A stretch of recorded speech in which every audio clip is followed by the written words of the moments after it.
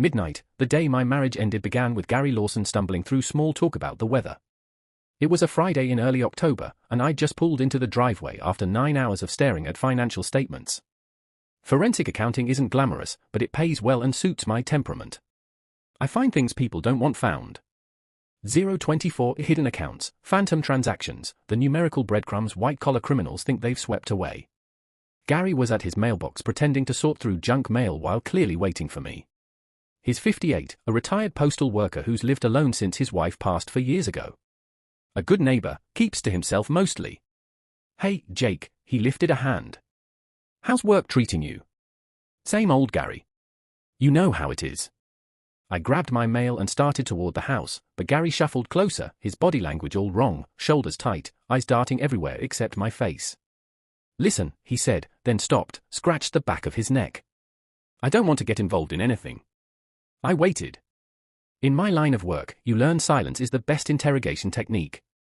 People can't stand empty air. They'll fill it eventually. Maybe just keep it down during the day. The walls between these houses, they're thinner than you'd think. I felt something cold settle in my stomach, but I kept my face neutral. "During the day, Gary?" "I'm at work during the day." His expression shifted. Embarrassment first, then the slow, dawning horror of a man who realizes he's said too much. "Oh.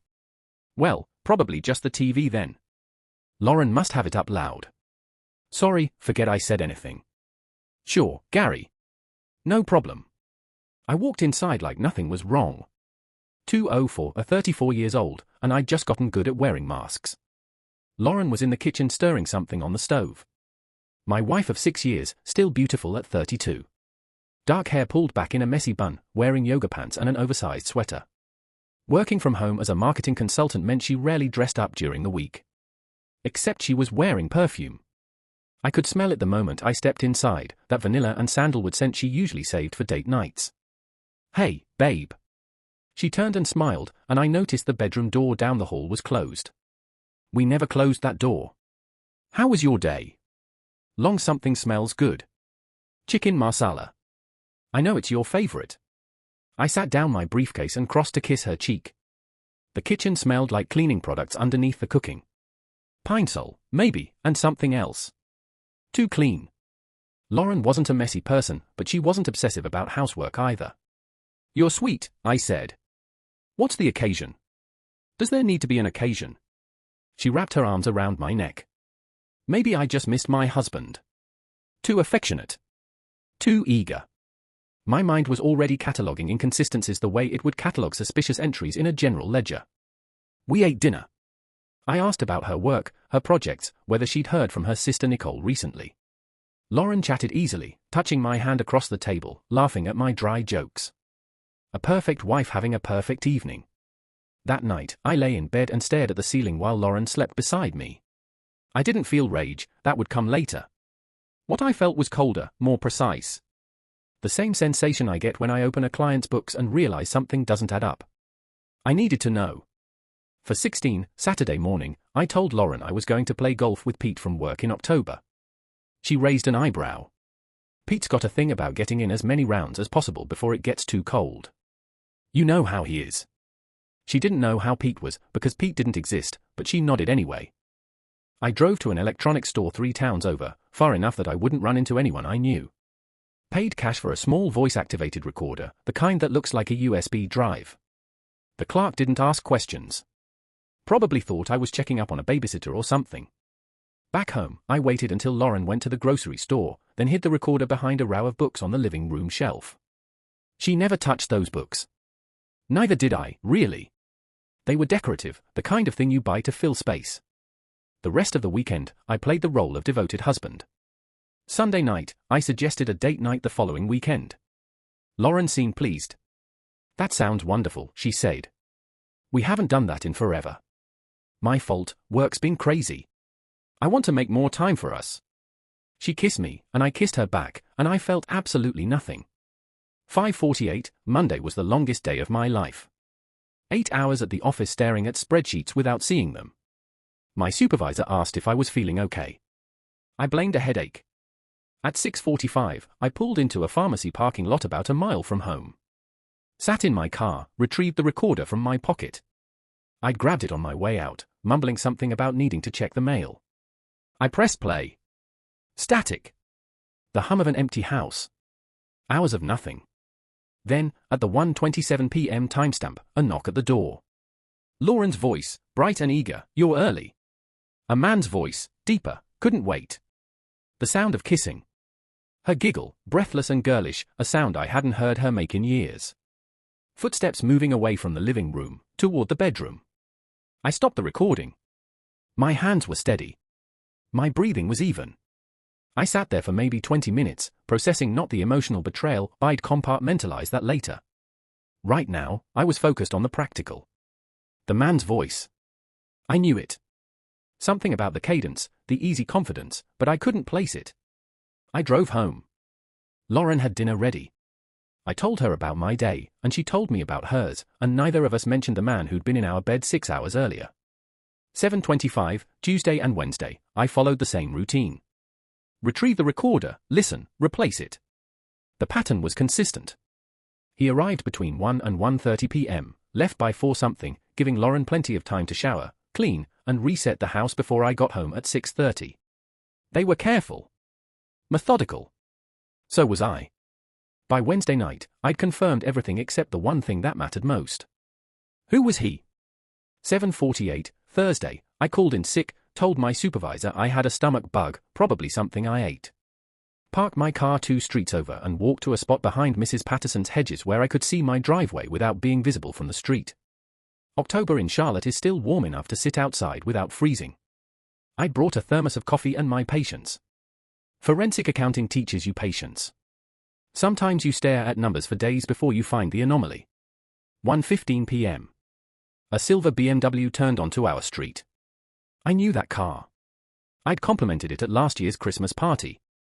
The driver parked in my driveway like he owned the place, stepped out, adjusted his jacket, and walked to my front door with the confidence of a man who'd done this 100 times before.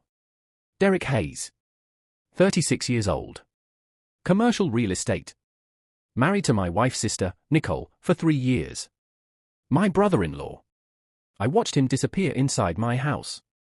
The door didn't even close all the way before I saw Lauren's arms wrap around his neck through the window. I didn't go home that day. Drove to a diner off the highway instead, ordered coffee I didn't drink, and sat in a corner booth for 3 hours. The scope of what I was dealing with had expanded exponentially.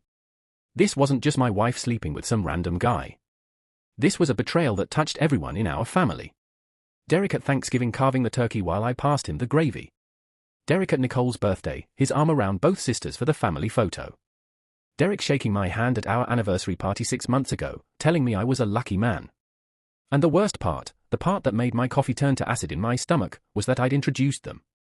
For years ago, at a company event, Derek had been a client of our firm, and I'd thought he and Nicole would hit it off. I'd played matchmaker. At their wedding, I gave a toast about how some connections are just meant to be.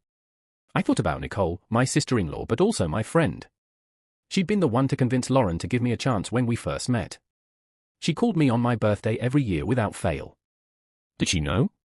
Was I the last idiot to figure this out? I thought about confrontation, walking in there, catching them in the act, the screaming and crying and broken dishes. Then I dismissed it. Confrontation was emotional. Satisfying in the moment, maybe, but strategically useless. I didn't want satisfaction. I wanted justice. I finished my cold coffee and drove home. 10:38 of the next 2 weeks were an exercise in self-control. I slept beside my wife every night, kissed her goodbye every morning, and spent every spare moment building a case. My training served me well. Forensic accountants are professional paranoids. We assume everyone is lying until the numbers prove otherwise. Our phone plan was in my name. I logged into the account and pulled 3 years of call records. The data told a clear story.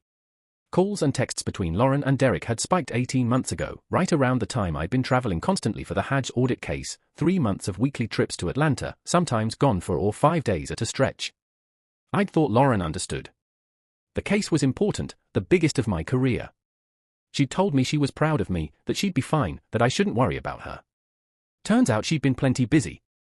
But here's what the data also showed: the communication pattern started 3 months * before * my travel ramped up. She hadn't drifted into Derek's arms because I was gone. She'd been there already. My absence just made it easier. Lauren's phone backed up to our shared cloud account. She'd probably forgotten that it was something I'd set up years ago for convenience. I found a hidden folder without much difficulty. Photos. Nothing explicit, but intimate in a way that made my jaw clench. Derek and Lauren at a hotel room, her head on his shoulder. Derek and Lauren at a restaurant in Asheville, candles on the table between them. That one hit hard. She told me that weekend was a work retreat, said her company was doing team building at some resort. I dropped her off at the airport myself. I downloaded everything. Timestamps, locations, metadata. The financial trail came next. Our joint credit card statement showed a pattern of small cash withdrawals, $200, $300 at a time, from ATMs near hotels and restaurants outside our usual radius. I'd never noticed before. Why would I? I trusted her. But the real discovery came when I dug deeper. Lauren had a separate savings account I'd never known about. $12,000 accumulated over 18 months. I traced the deposits. Most came from her regular paycheck, siphoned off an amount small enough not to raise flags, but some came from external transfers. From Derek. That's when I realized this wasn't just an affair. Derek was funding something. A future. Maybe a nest egg for when they finally decided to blow up their marriages and run off together. Or maybe just gifts, trips, hotels, the expensive kind of secret. Either way, he was paying for the privilege of sleeping with my wife. 1333, 3 weeks after Gary's warning, I engineered a lunch with Nicole. Nothing suspicious, just a brother-in-law checking in on family. I suggested that new Thai place downtown, the one she'd mentioned wanting to try. She looked tired when she showed up. Dark circles under her eyes, a smile that didn't quite reach all the way. Thanks for this, she said, sliding into the booth across from me. I needed to get out of the house. Everything okay? She shrugged, picking at her menu. Derek's been weird lately. Distant. Working late all the time. Says he's got some big deal closing. A pause. He joined a gym last month. Who joins a gym in September? Asterisk men having affairs asterisk, I thought. Asterisk men who want to look good for someone who isn't their wife. Asterisk. Maybe it's just stress, I said. Real estate's been volatile. Maybe. She didn't sound convinced. Enough about me. How are you and Lauren? God, you two are like the perfect couple. Sometimes I'm actually jealous. The irony tasted like copper in my mouth. We're good, I said. You know Lauren, she keeps me on my toes. We talked for another hour. I learned that Derek had been taking mysterious phone calls late at night, that he'd started locking his phone when he used to leave it sitting around, that Nicole had found a receipt for flowers she never received. She knew something was wrong. She just didn't know what. I paid for lunch and hugged her goodbye and felt like the worst person in the world for not telling her everything. But the timing wasn't right. If I told Nicole now, she'd confront Derek. Derek would warn Lauren. The whole thing would explode before I was ready. Nicole deserved the truth. She'd get it, just not yet. 1541, I became obsessed with the timeline. Not in an unhealthy way, or maybe exactly in an unhealthy way, but one that served my purposes. I needed to understand when this started, how it evolved, what the trajectory of betrayal actually looked like. So I built a spreadsheet. Dates on one axis, evidence on the other. Phone records, credit card statements, calendar entries, photos. Every piece of data I could gather, organized and cross-referenced. The first verifiable contact between Lauren and Derek happened at Austin's birthday party 2 years and 4 months before Gary's warning. They'd been seated next to each other at dinner. I remembered that now. I'd been at the other end of the table talking to Nicole about some article she'd read.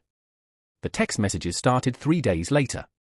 Innocent enough at first, a shared joke from the party, a restaurant recommendation, generic small talk. But the frequency increased. By month 2, they were texting daily. By month 3, the calls started.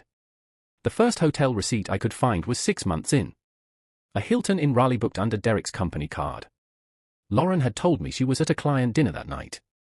I remembered because I'd offered to pick her up afterward and she'd said no, she'd Uber home. She'd come home at 11 smelling like hotel soap, and I'd been too tired to notice. The spreadsheet grew. I mapped every lie Lauren had told me against the evidence I had. Work retreats that were really romantic getaways. Late meetings that were really afternoons in my own bed. Gym sessions that were really, well, The scope of the deception was staggering. Not just the number of times, but the creativity of the lies, the elaborate cover stories, the coordinated alibis, the fake calendar entries. They'd been working together. A partnership of betrayal. 1751, I found the emails on a Thursday. Lauren's work account was separate, but her personal Gmail was logged in on our shared family computer. She must have checked it and forgotten to sign out. I didn't go looking for anything specific. I was checking my own email when I noticed her account in the corner of the screen. A moment of hesitation. This felt different from phone records, more invasive, somehow. And then I clicked. Her inbox was unremarkable. Newsletters, promotional emails, the occasional message from her mother. But the sent folder told a different story. Emails to Derek, sent during work hours. Not explicit, they were too careful for that, but intimate in ways that made my stomach turn. Asterisk missing you already. Asterisk. Asterisk yesterday was incredible. Can't wait for Tuesday. Asterisk. Asterisk counting the hours. Asterisk. Asterisk I know it's complicated, but I don't regret anything. Not 1 second. Asterisk. And then, from 6 months ago, asterisk sometimes I think about what it would be like, just you and me. No more sneaking around. No more lies. Do you ever think about that, asterisk? Derek's response, asterisk all the time. But we both know it's not that simple. Asterisk. Asterisk I know. I love him, Derek. I do.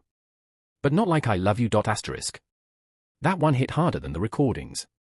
Harder than the photos. This was Lauren putting her feelings into words, making a choice. And the choice wasn't me. I saved the emails. Added them to the spreadsheet. Kept building the case.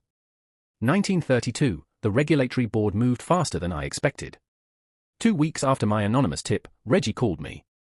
That firm you asked about, Hayes Commercial Partners. What about it? Thought you should know. We've opened a formal investigation.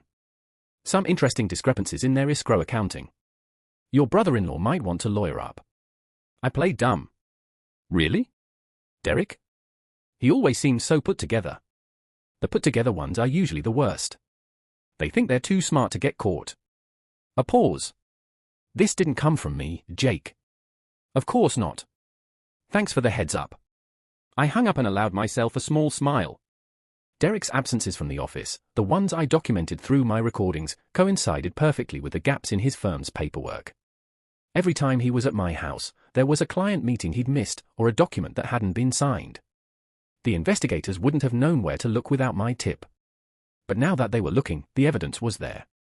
Derek had stolen money. That wasn't my doing. He'd created the crime himself. I just made sure the right people found out. 2048, a former colleague of mine, Reggie Thompson, had moved to the State Financial Regulatory Board a few years back.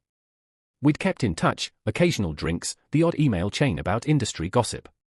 I called him that week, framed it as catching up. Hey, weird question, I said after we'd exchanged pleasantries. You ever come across a firm called Hayes Commercial Partners? A pause on the other end. Why do you ask? My brother-in-law is one of the partners. We're thinking about investing in one of their projects, but you know me. I like to do my homework. Off the record. Reg's voice dropped. There's been some noise. Nothing public yet, but we've had complaints. Possible irregularities with client escrow accounts. Irregularities, money moving in ways it shouldn't. Could be sloppy bookkeeping. Could be something else. We're looking into it. I thanked him and ended the call. So, Derek wasn't just an adulterer. He might also be a thief. That information would be useful. 2204. For weeks after discovery, I sat across from Victoria Palmer in her downtown office. Victoria was 52, silver-haired, impeccably dressed, and had a reputation for handling high-conflict divorces with surgical precision, the kind of attorney you hired when you wanted to win, not just survive. I laid out my evidence. The recordings, the photos, the phone records, the financial transfers. Victoria reviewed everything in silence, occasionally making notes. When she finished, she leaned back in her chair and regarded me with something like professional admiration. Mr. Turner.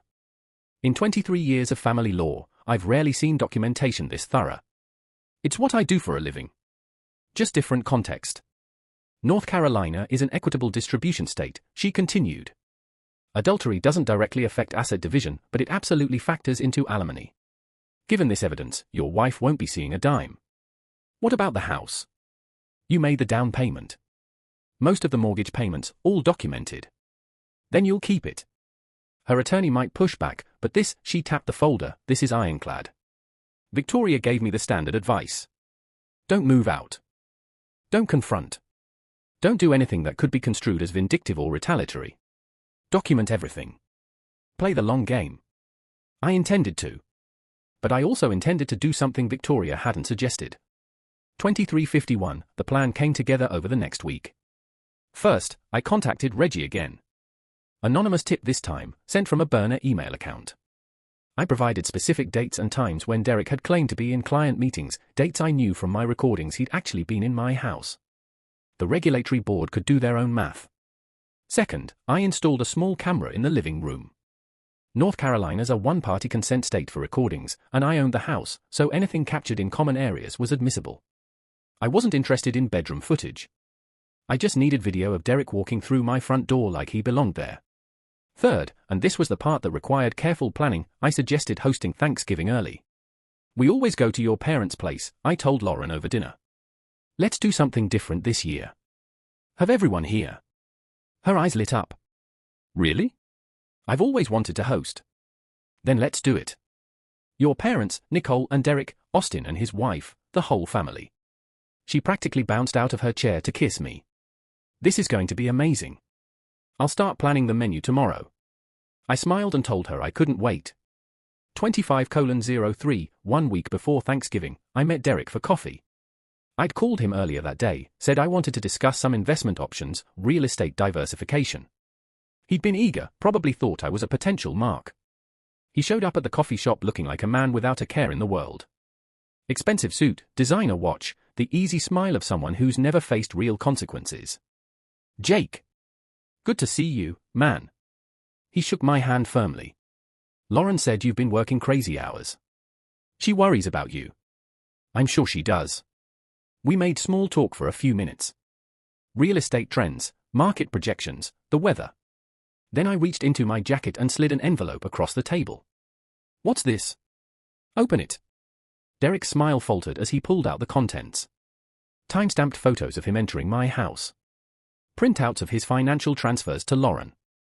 A summary of his text message frequency with my wife. The color drained from his face.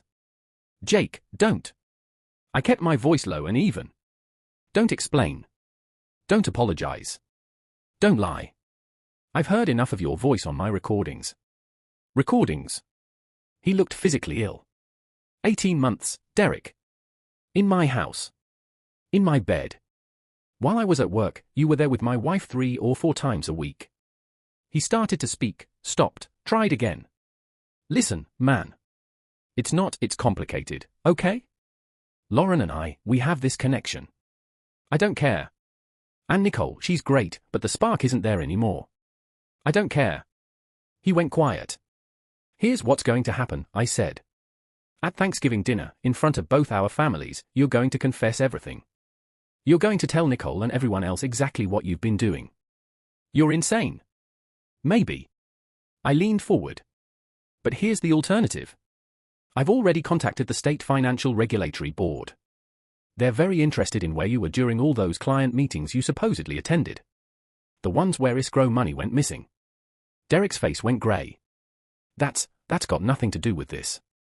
No?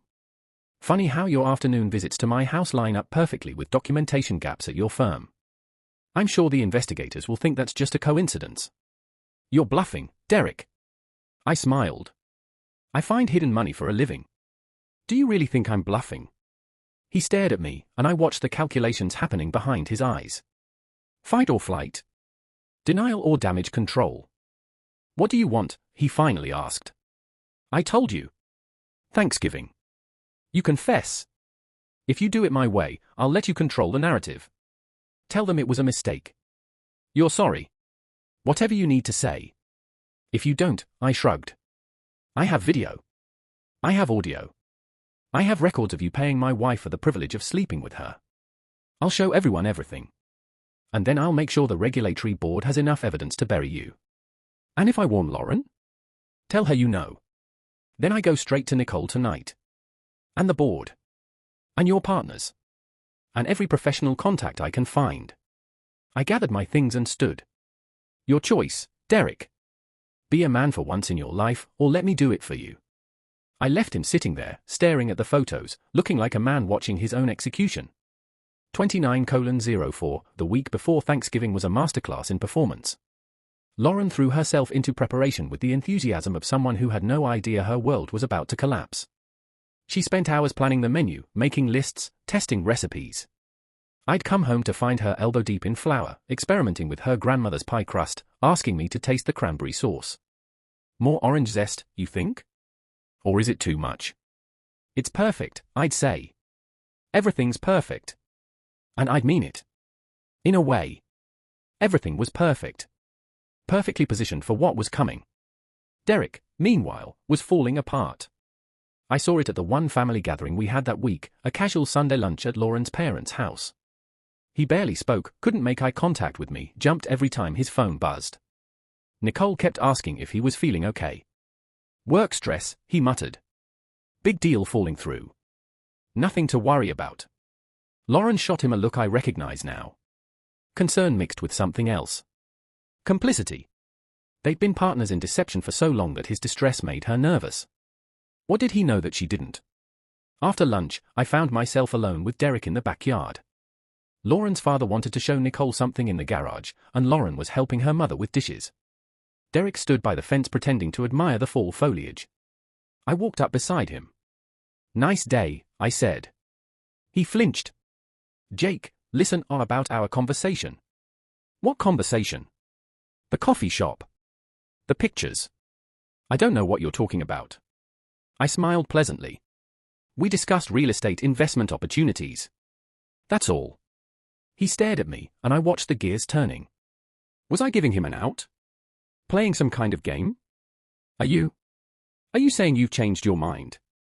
I'm saying I hope you're ready for Thursday. Turkey Day. Family. Togetherness. I clapped him on the shoulder. Should be memorable. I walked back inside and didn't look at him again. 31:39, Wednesday night, I couldn't sleep. Not from nerves, I'd made my peace with what I was about to do. But I kept running through scenarios. What if Derek confessed early, before dinner? What if Lauren figured something out? What if the video didn't play properly? At 3 o'clock in the morning, I got out of bed and went to the living room. Tested the connection between my phone and the TV. Played the video on mute just to make sure it worked. Lauren slept through all of it. I stood there in the dark, watching my wife on screen greeting her lover at our front door. The timestamp glowing in the corner. The casual intimacy of their body language. 18 months. Over 500 days. Thousands of lies. I turned off the TV and went back to bed. 32:29, Thursday morning, Lauren woke up at 6 o'clock to start cooking. I helped where I could, peeling potatoes, chopping vegetables, staying out of the way when she needed space. We worked in comfortable silence, moving around each other like we'd done 100 times before. I love this, she said somewhere around mid-morning. Cooking together. We should do this more often. We should. I've been thinking. She wiped her hands on a towel and turned to face me. Maybe we could talk about expanding the family. Starting to try. I felt nothing. Absolutely nothing. Let's get through the holidays first, I said. Talk about it in the new year. Of course. No rush.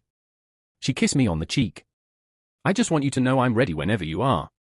I went back to peeling potatoes. 33:21, the guests started arriving at 4 o'clock. Lauren's parents first, Richard and Ellen, both in their early 60s, dressed up for the occasion. Ellen handed Lauren a pumpkin pie she'd insisted on bringing despite Lauren's protests. Richard shook my hand firmly and asked about work. Same old, I said. Finding hidden money, catching people who think they're smarter than the numbers. Honest work, Richard said approvingly. More people should do it. I wondered if he'd feel the same way by the end of the night. Austin and his wife arrived next, Megan, 7 months pregnant with their first child. The pregnancy had been a long-awaited miracle after 2 years of trying, and the whole family treated Megan like she was made of glass. How are you feeling? Lauren asked, ushering her toward the most comfortable chair. Fat. Tired. Ready for this kid to get out. Megan laughed. But grateful.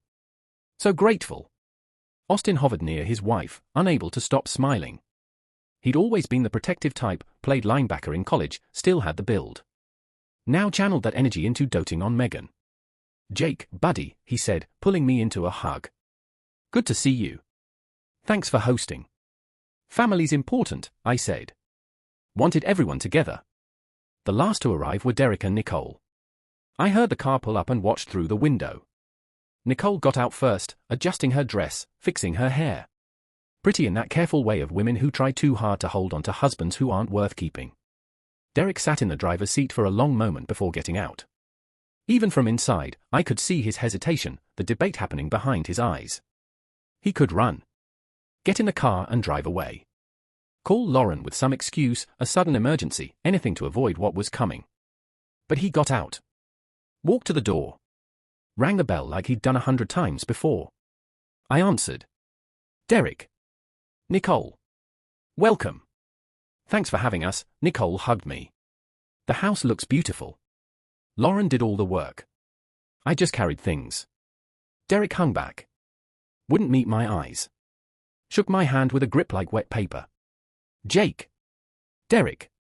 Glad you could make it." I showed them to the living room where Lauren was pouring drinks. She lit up when she saw them, or rather, when she saw him. I watched the flicker of something pass between them, quickly suppressed. The language of secrets. "Nicole. Derek. Oh my God, I'm so glad you're here." She hugged her sister. Hugged Derek for a beat too long. Offered wine. "None for me," Derek said. Driving. Smart. He wanted to be clear-headed when everything went sideways. 36:22, dinner was a performance I'll never forget. Lauren had outdone herself. The turkey was golden and perfect. The sides were magazine-worthy. The table looked like something from a catalogue. Everyone praised her cooking. Everyone said how wonderful it was to be together. I sat at the head of the table and watched. Derek, picking at his food, avoiding conversation. Nicole, trying to engage him, failing, looking hurt. Lauren, playing the hostess, chattering about recipes and holiday plans, sneaking glances at Derek when she thought no one was watching. Her parents, oblivious. Austin and Megan, wrapped up in each other and the baby coming. They were all so comfortable. So secure in the illusion of family. None of them knew that under this table, under this roof, 18 months of lies were about to collapse. I ate my turkey. Complimented the stuffing. Asked Austin about his job. Made a joke that got Richard laughing. Normal. Natural. The performance of a lifetime. And then the plates were cleared and coffee was poured, and I stood up and clinked my glass. 37:45, I'd like to make a toast, I said. Lauren beamed at me. Oh, honey, that's sweet. To family, I said. To the people around this table who mean the most to us. To honesty, even when it's hard. Especially when it's hard. I looked at Derek. He was gripping his wine glass so hard I thought it might shatter. Derek, I said. Anything you'd like to add? The table went quiet. Everyone was looking at him now, sensing something was wrong even if they didn't know what. Derek opened his mouth. Closed it. Looked at Nicole, then at Lauren, then back at me. He didn't speak. I nodded slowly. Then I'll do it. Jake, Lauren's voice was sharp. What's going on? I pulled out my phone. Something I should have shared a long time ago. Jake, wait, Lauren started to rise from her chair. Sit down. She Saturday. I connected my phone to the TV in the living room. Everyone had shifted to see the screen. Lauren's mother was frowning, confused. Nicole looked scared. I pressed play. The video was clear enough. Derek's silver BMW pulling into the driveway. Derek walking to the front door. Lauren opening it, her face lighting up, pulling him inside for a kiss that was definitely not sisterly. The timestamp in the corner read October 10th, 1:23 p.m. For a moment, no one moved. The video kept playing.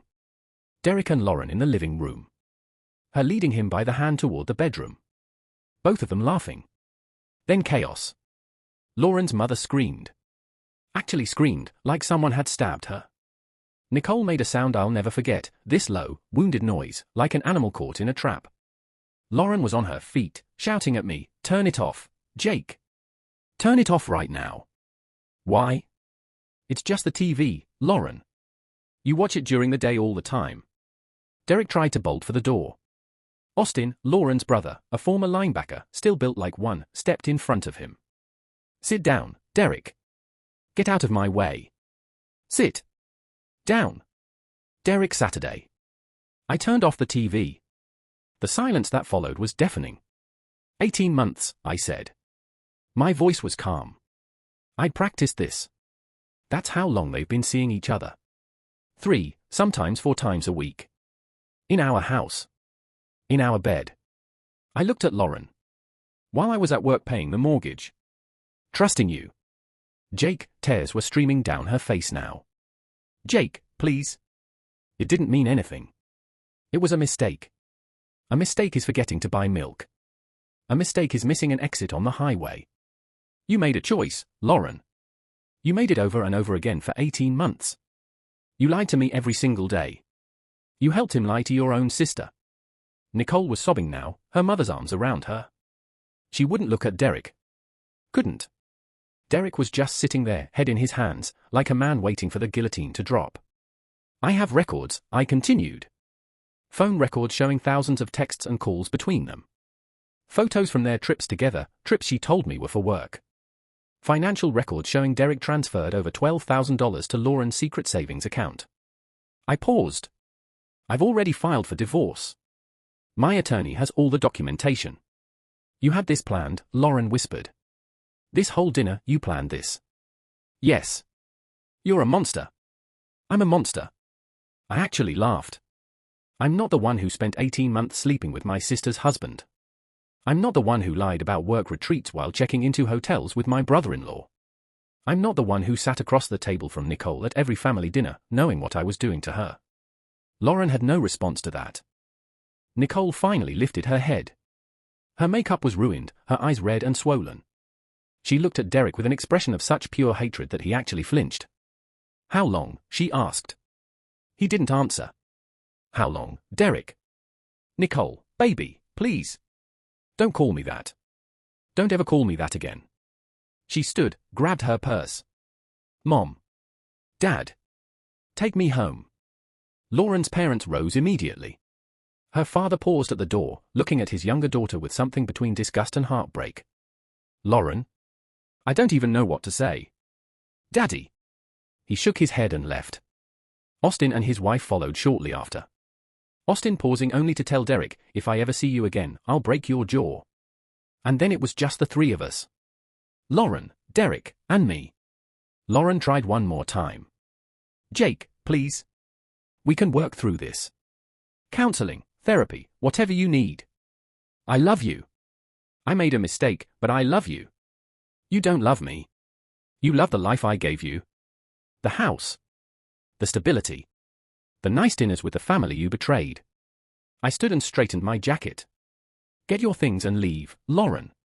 You can stay with Derek since you've been spending so much time together anyway. Where am I supposed to go? I don't care. Derek was already heading for the door.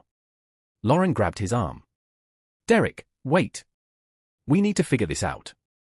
He shook her off. Figure what out? It's over, Lauren.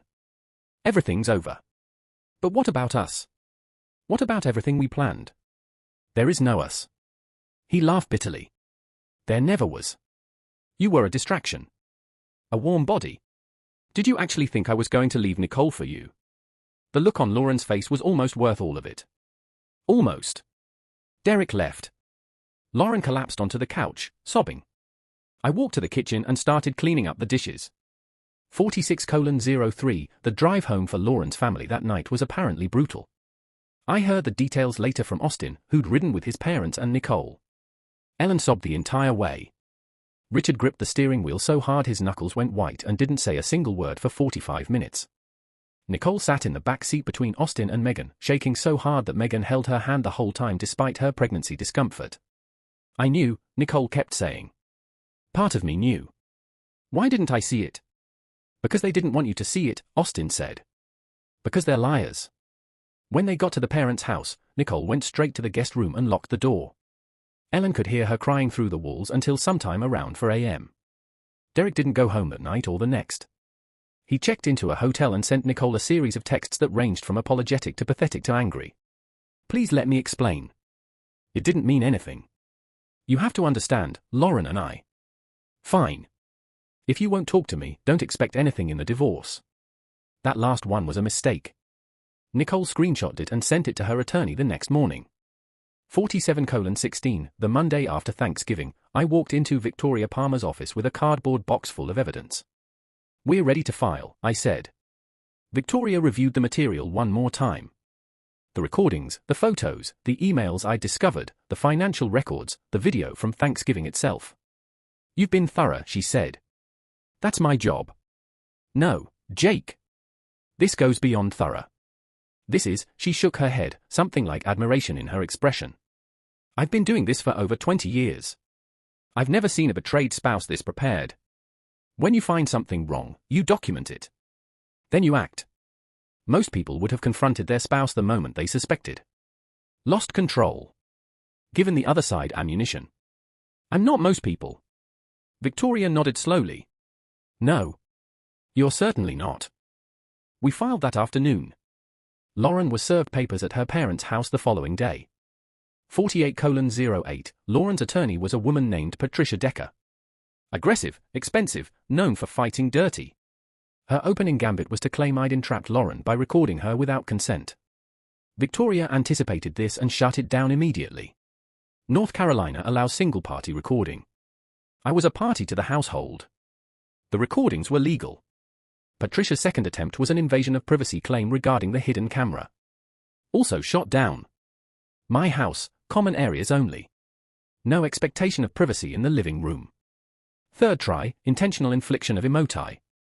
Onal distress through the Thanksgiving revelation. Victoria actually laughed at that one.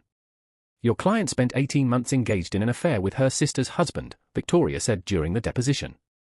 She lied to everyone she claimed to love, repeatedly and systematically. And now she wants to claim emotional distress because her husband exposed the truth. Please. Patricia dropped that argument. Lauren tried to negotiate through her attorney.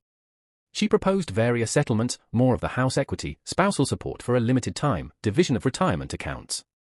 I rejected everything. She gets what the law requires and not a penny more, I told Victoria. Adultery forfeits alimony in this state. She knew the rules. She broke them anyway. The final settlement, reached for months after Thanksgiving, gave Lauren $32,000 from our joint savings and nothing else. I kept the house, my retirement accounts, and my dignity. When she signed the papers, Lauren looked at me for a long moment. I hope you're happy, she said. I hope ruining everything made you happy. I didn't ruin anything, Lauren. You did. I just documented it. She left without another word.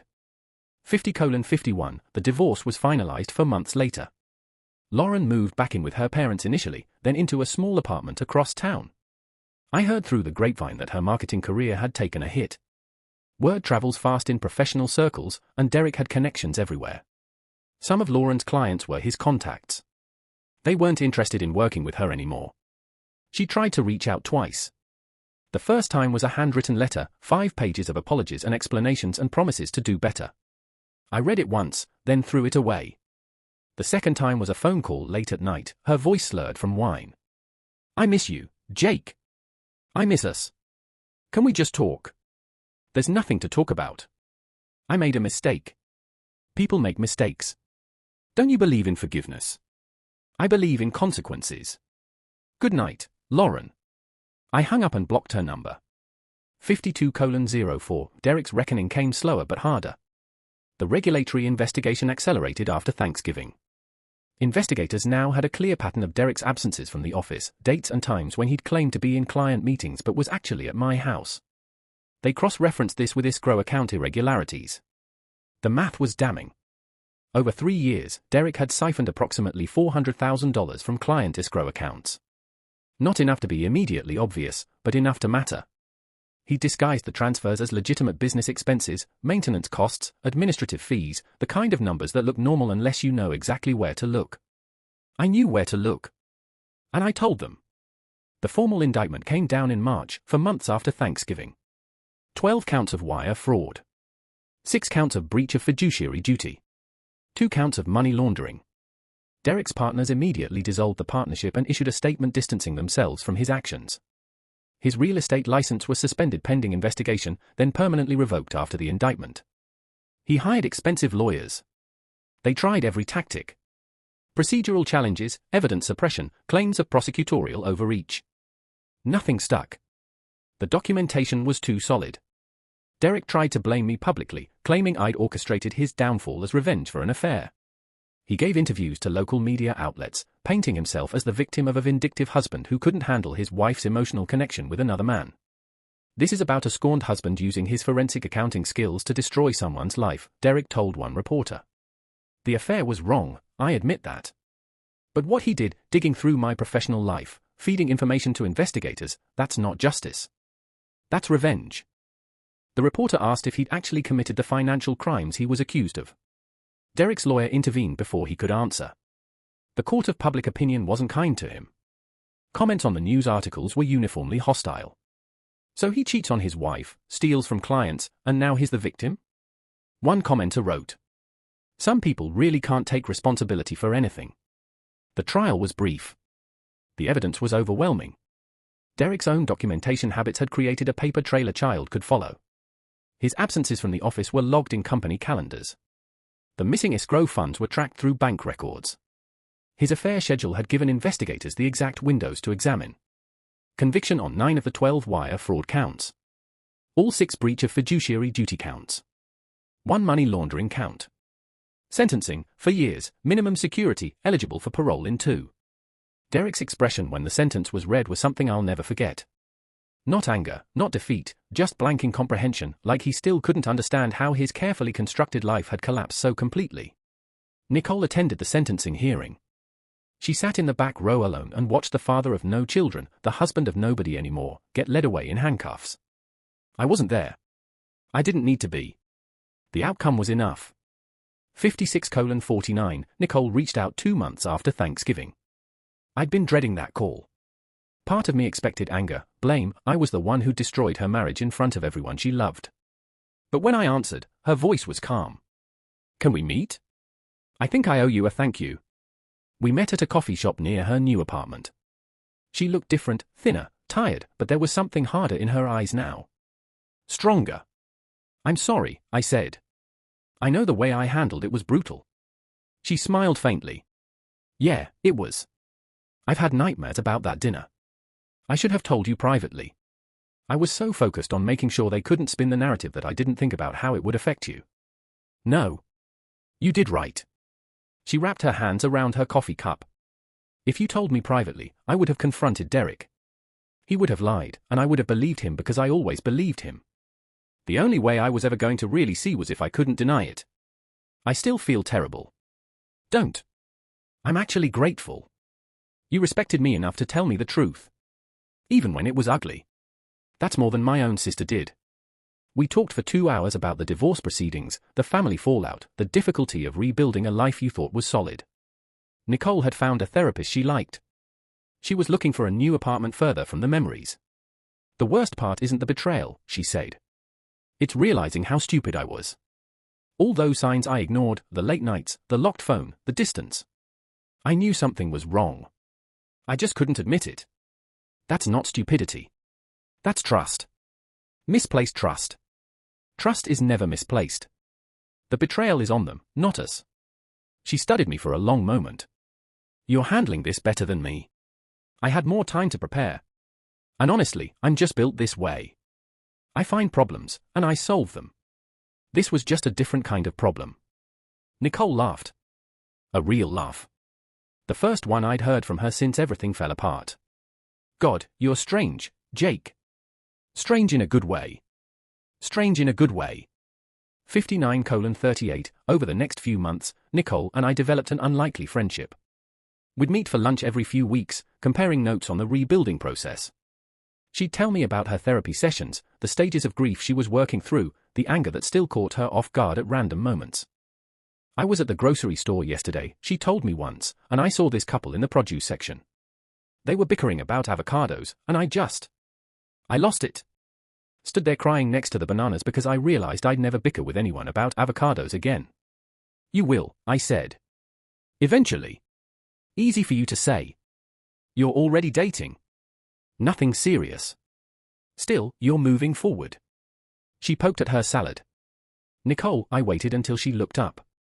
It's been 6 months. You're allowed to be stuck. There's no timeline for getting over this. Weren't you the one who said we shouldn't let them win? Not letting them win doesn't mean pretending you're fine when you're not. It means not giving up. You're not giving up. You're healing. She was quiet for a moment. Lauren tried to call me last week. I felt my jaw tighten. What did she want? To apologize. To explain. She said she never meant to hurt me. That what happened with Derek was complicated. That she hoped someday we could be sisters again. What did you say? I didn't answer. Let it go to voicemail. Nicole's expression hardened. She can hope all she wants. I've got nothing to say to her. Good. Is that wrong? She's my sister. Family's supposed to be people who love you and don't sleep with your husband. Lauren made her choice. She chose Derek over you. Over me. Over everyone. She doesn't get to undo that with a phone call. Nicole nodded slowly. You know what the worst part is? I introduced them. At Jake's company party. Remember? I thought Derek should network more, expand his contacts. I pushed him to talk to Lauren. That's not your fault. Intellectually, I know that. But I keep thinking, if I hadn't pushed him toward her, maybe none of this would have happened. Derek was always going to find someone. If not Lauren, then another woman. That's who he is, our predator looking for prey. Nicole flinched at the word. I mean it, I said. This wasn't about you failing as a wife. This wasn't about anything you did or didn't do. Derek wanted something forbidden, and he took it. The only people responsible are him. And Lauren. We sat in silence for a while after that. 1 hour 2 minutes and 54 seconds, we stayed in touch after that. Not romantically. Neither of us was ready for that, and probably never would be with each other. Too much shared damage. But we understood each other in a way no one else could. Two people who'd been betrayed by the same people, figuring out what comes next. 1 hour 3 minutes and 18 seconds, 1 year later, I was sitting on my back porch watching the sun set over the neighborhood. The house looked different now. New paint, new furniture, new everything. I'd gutted the bedroom entirely, new carpet, new walls, even a new mattress. It didn't feel like the place where my marriage had died anymore. It felt like mine. I'd gotten a promotion at work. Turns out remaining calm and professional while your personal life implodes makes a good impression on the partners. They valued stability, and I was nothing if not stable. Turner, you're unflappable, my boss said when he offered me the senior forensic accountant position. The whole office knew what you were going through, and you never missed a beat. That's rare. Work keeps me grounded, I said. Always has. The raise wasn't insignificant. 30% bump, plus a corner office. I used some of the extra money to renovate the kitchen. Lauren had always wanted a farmhouse sink and marble countertops. I installed industrial steel and concrete. Petty, maybe. But satisfying. I was dating again. Nothing serious. A woman from my gym, another from an app, casual dinners and careful conversations. Sarah was the gym one. Physical therapist, divorced 2 years, no kids. We'd started talking near the rowing machines and progressed to coffee, then dinner, then occasionally more. You're very guarded, she told me one night over drinks at a rooftop bar downtown. Is that a problem? Not a problem. Just an observation. She swirled her wine. Every time we start to get deeper, you deflect. Change the subject. Make a joke. Bad habit. Bad history, I'd guess. I considered lying, but Sarah was too smart for that. My ex-wife had an affair with her sister's husband for almost 2 years. Sarah's eyes widened. That's specific. It was. I found out, gathered evidence, exposed them both at a family dinner. I shrugged. Not my finest moment, but effective. How long ago was this? About a year. And you're already dating. Casually. Very casually. I met her eyes. I'm not looking for anything serious. Not yet. Maybe not ever. I thought you should know that. Sarah was quiet for a moment, processing. I appreciate the honesty. Most guys would just string someone along. I'm not most guys. No, she smiled slightly. You're definitely not. We kept seeing each other after that, on and off. It wasn't love. We both knew that. But it was companionship. Human connection. Enough to remind me that intimacy didn't always lead to betrayal. Catherine was the dating app one. Healthcare administrator, never married, no kids by choice. She was sharp and funny and called me on my evasions. You do this thing, she said on our fourth date, where you answer questions without actually answering them. It's very smooth. I barely notice until afterward. Occupational hazard. I spend all day finding what people are hiding. So you learn to hide things yourself. Something like that. That must be lonely. I didn't have an answer for that. I wasn't ready to trust anyone fully yet. Maybe I never would be. But I wasn't closing myself off, either.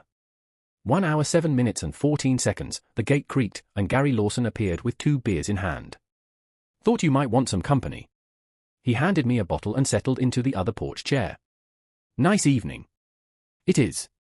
We sat in comfortable silence for a while, watching the fireflies come out. You know, Gary said eventually, I never apologized for that day. Starting all that. Don't. I keep thinking, if I just minded my own business. Gary. I turned to look at him. You told me the truth. Most people don't have the courage to do that. Most people would have looked the other way. Figured it wasn't their problem. I almost did. But you didn't.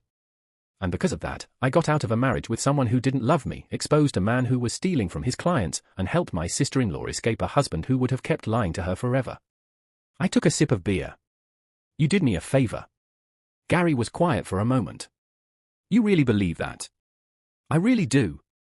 He nodded slowly. You're an interesting man, Jake. So people keep telling me. We finished our beers and watched the stars come out. The night was quiet. The house was quiet. And for the first time in as long as I could remember, so was my mind. 1 hour 8 minutes and 34 seconds, there's an epilogue to this story, one I didn't expect. 6 months after my conversation with Gary, I received an email from a private investigator named Margaret. Nicole had hired her to look into Derek's history after the divorce, partly for the civil lawsuit she was pursuing, partly for closure. The full report was 20 pages, single-spaced. I read it in my office with the door closed, my coffee growing cold beside me. Before Lauren, before Nicole, Derek had another affair. Her name was Rebecca. Married, mid-30s, a colleague at Derek's previous firm in Richmond. The affair had lasted about 8 months. Her husband found out, confronted Derek, and Derek had simply left. Quit his job, moved to Charlotte, started fresh. Rebecca's marriage ended. She'd lost her job, too, couldn't face working at the same firm where everyone knew what had happened. Last the PI could find, she was living in Ohio, remarried, trying to rebuild. But that wasn't all. Before Rebecca, there was another woman. Sarah. Another colleague's wife. Another careful seduction over months, another destroyed marriage. The pattern was consistent. Derek targeted married women who were connected to his professional network, women who couldn't easily expose him without exposing themselves. Women who had something to lose. He'd position himself as a confidant first, the charming friend, the sympathetic ear. Then he'd escalate slowly, testing boundaries. By the time the women realized they were in too deep, they felt complicit. Trapped. Your brother-in-law is a predator, Margaret wrote in her summary. He's been doing this for at least a decade, possibly longer. He's careful. Never the same city twice. Never stays long enough for patterns to emerge. If not for your Thanksgiving revelation, he might have continued indefinitely. I sat with that for a long time. Lauren wasn't his first victim. And if I hadn't stopped him, she wouldn't have been his last. 1 hour 10 minutes and 35 seconds, I called Nicole after I read the report. Have you seen Margaret's findings? Yeah. Her voice was flat. I read them. You okay? A long pause. I thought I was special, you know. I thought, even when I found out about Lauren, I thought that was the exception. That what Derek and I had was real, and he just made a mistake. But I was never special. I was just next. The next town. The next woman. The next target. She laughed, but there was no humor in it. He probably would have gotten bored of Lauren eventually, too. Moved on. Found someone else. Left us all behind. Probably. I keep thinking about those other women. Rebecca and Sarah. They had no idea either, did they? They thought they were the exception, too. Most people do. Derek was good at making people feel chosen. I want to reach out to them. Let them know they're not alone. That's a generous impulse. Or a selfish one. Maybe I just want someone else to tell me I wasn't stupid for not seeing it. Nicole, you weren't stupid. None of you were stupid. You were trusting. And someone exploited that trust. There's a difference. She was quiet. Do you believe that? I believed Lauren for 6 years. I brought Derek into our family. If anyone should have seen it, it was me. But I didn't. Because that's how people like Derek work. I forwarded the PI's findings to the Regulatory Board and to the State Bar Association. If Derek ever tried to rebuild his career somewhere else, there'd be a record waiting for him. Some people might call that vindictive. I call it public service. 1 hour 12 minutes and 38 seconds, a year and a half out from Thanksgiving, I got a text from a number I didn't recognize. It was Lauren. I'm getting married again. Thought you should hear it from me. I stared at that message for a long time. Not angry. Not hurt. Just curious. Congratulations, I typed back. I hope you're happy. I'm trying to be. I'm sorry for everything, Jake. I really am. I didn't respond to that. What was there to say? I blocked the number and got ready for my evening. Catherine was expecting me at 7, and I didn't want to be late. 1 hour 13 minutes and 31 seconds, the house is quiet now. That's how I like it. Derek's doing his time. Lauren starting over somewhere else. Nicole and I grab lunch once a month, two people who understand each other in ways nobody else can. Me? I've got a good job, a decent social life, and a house that finally feels like mine. Gary was right that first day. The walls really are thin between these houses. You can hear everything if you listen carefully enough. I've gotten very good at listening.